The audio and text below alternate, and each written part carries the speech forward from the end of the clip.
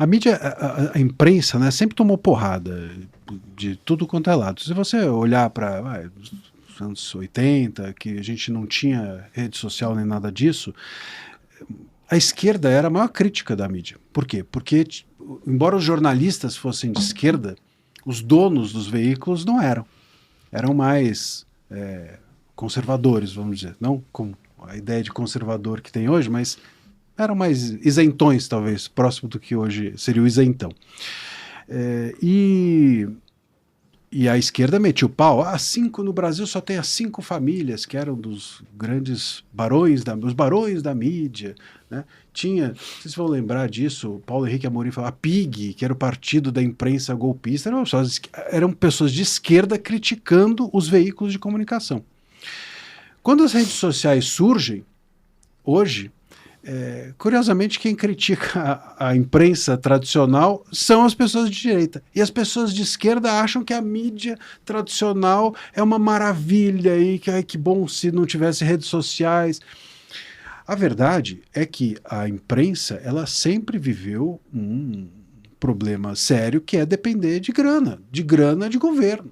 No Brasil isso sempre aconteceu. E sempre aconteceu, sobretudo quando você tem uma estrutura muito grande.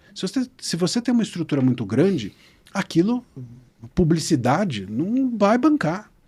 Não vai bancar. Não banca. E outra, se de um governo para o outro o cara tirar a verba que tem de publicidade do governo, bom, ainda que você consiga bancar, mas pô, você criou uma estrutura em cima de um budget, né? Aí é negócio mesmo. Você cria uma estrutura em cima de uma grana, você está recebendo aquela grana 4, 8 anos e daqui a pouco não tem mais R$1. Claro que isso muda bastante. Então, a mídia sempre tomou porrada de todos os lados. O problema é que a imprensa, ela perdeu a credibilidade. E isso é um troço recente. E isso as redes sociais é que fizeram com ela. E aí a esquerda tem tentado contar que isso é ruim, né?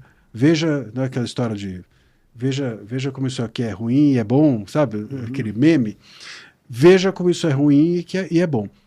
A inflação disparou 12%. Veja como isso é bom. Veja como isso é bom. É isso, é esse meme. Isso é maravilhoso. Dólar a R$6. Veja como isso pode ser bom para você. Veja como isso pode te ajudar nos negócios. Sim. Ajudar nas suas viagens. E a gente tem a mídia perdendo a credibilidade, por quê? Porque as redes sociais, elas passaram a também veicular informação. Então, a gente tinha antigamente apenas a câmera da emissora filmando o fato. Hoje o cara está filmando o fato lá com o Globo, o Record, seja o que for, e tem mais 500 celulares do lado. Aquele cara vai publicar e mostrar que é mentira a edição que foi feita. Ou que foi feito mal feito, etc, etc. Então, hoje, a exclusividade da informação não é mais da mídia. E quando ela mostra aquilo de forma enviesada, e ela sempre mostra, e sempre mostrou, fica explícito para todo mundo o enviesamento. Porque vai ter mais 500 pessoas contando algo diferente do que a imprensa está contando. Essa perda da credibilidade é que eu acho que também gera um problema com as redes sociais. A imprensa deveria se diferenciar das redes sociais, divulgar fatos sem opinar, sem a rede social ser um lugar de opinião e a imprensa ser um lugar de propagar fatos. O que a imprensa começou a fazer? A imprensa opina. Então você entra lá na Globo News, tem o jornalista opinando. Você entra não sei o que, tem o cara opinando. Disputando, tentando disputar com as redes, a opinião das redes. E a imprensa com isso acabou.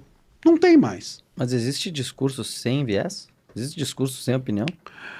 Não existe. Mas você tem como, por exemplo, noticiar um fato preponderando ou privilegiando o fato e não a tua opinião sobre ele.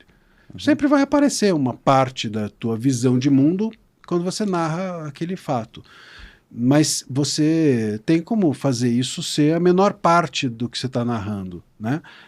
Mas hoje não, hoje é a maior parte. O fato é uma desculpa só para a opinião da pessoa, né? Ela vai usar o fato só para poder falar o que ela pensa, e o que ela pensa está a serviço da grana que está entrando Não tem outro jeito. É assim que é feito, né? E aí, o cara que opina também, igual a imprensa, só que ele é independente de verdade, porque ele tem lá uma câmera, ligou a câmera, comprou um microfonezinho e tasca o pau, esse cara é que acaba sendo bem visto. Então a imprensa tem 1000 contratos e 1000 rabos presos e, portanto, fica sem credibilidade. O cara que está ali no amadorismo, esse cara é que acaba ganhando a atenção do público. Com isso, a imprensa acabou. A imprensa tradicional acabou. Hoje temos 2, 3 veículos ou 2, 3 jornais que se sustentam e olhe lá. Mas se a imprensa é uma organização privada visando lucro, não deve atender os interesses do seu cliente? O errado é o cliente e seu governo? A imprensa que hoje está sendo conseguindo sair desse sufoco é uma imprensa que realmente passa a atender o seu público, uma imprensa nichada. Isso tem ganhado espaço, né? Então, não é uma imprensa, é uma assessoria de imprensa. Em alguns casos, sim, né? Em alguns casos, se você está dependendo do governo, sim. Mas se você está fazendo se a sua imprensa é para o seu público, se você, por exemplo, tem, sei lá, meu público é de direita, eu vou lá e faço um jornal de direita, bom, isso é legítimo. Agora, se você faz um jornal para quem te paga e amanhã quem te paga é o outro, e aí você passa a mudar a sua opinião, bom, aí é assessoria de imprensa, realmente. Por que tu acha que o Reinaldo Azevedo mudou de opinião da água para o vinho do nada? Essa é uma pergunta que eu gostaria também de compreender, né? E não só ele, né? E não só ele, mas a gente tem diversas outras pessoas que mudaram. Aliás, na classe jurídica, a gente tem o grupo Prerrogativas hoje, que defendia as prerrogativas, os abusos, os excessos, não sei o quê, na época da Lava Jato. Prerrogativas da esquerda mudou de nome? Pois é. Prerrogativas, sabe-se lá de quem, né? Hoje eles estão aí, #sem anistia, quer dizer, pedindo que sejam presos mesmo. E como é que você pode... Tu te considera de direita ou de esquerda, André? Eu me considero de direita, mas isso isso é um ponto importante. Isso não contamina e não pode contaminar a minha forma de enxergar valores como, por exemplo, a liberdade de expressão. No dia que eu não for capaz de defender a liberdade de expressão a partir de um valor, né, como um valor, e sim porque a liberdade está atingindo esse ou aquele, ou porque a censura está atingindo esse ou aquele, no dia que eu perder essa sensibilidade, bom, aí isso está atrapalhando. Não tem problema você ser de esquerda ou de direita, tem problema você fazer com que a tua visão de valores constitucionais seja contaminada. Que nem o cara que é jornalista esportivo. E a mesma coisa vale para comentarista político. O cara que é palmeirense ou corintiano, é um problema ele ser um jornalista esportivo? Bom, é um problema se ele não conseguir abrir mão na hora de comentar do seu lado torcedor, né? Então, acho que eu sempre digo que o grande teste da liberdade de expressão é você ser capaz de defender a liberdade do outro. Defender a minha é fácil. Agora, defender do teu inimigo, você falou do Janones, esse é um bom teste pro pessoal de direita. Se você é de direita e é capaz de acreditar que o Janones pode falar as coisas que fala, pô, você passou no teste da liberdade de expressão. Eu acredito que ele possa falar. É isso. E é isso, né? É assim que funciona. Eu acredito, inclusive, que ele possa levantar a suspeita de que o Jair Bolsonaro é um abusador de menores, como ele fez na eleição. Pois é. Mas ele pode fazer o que ele quiser.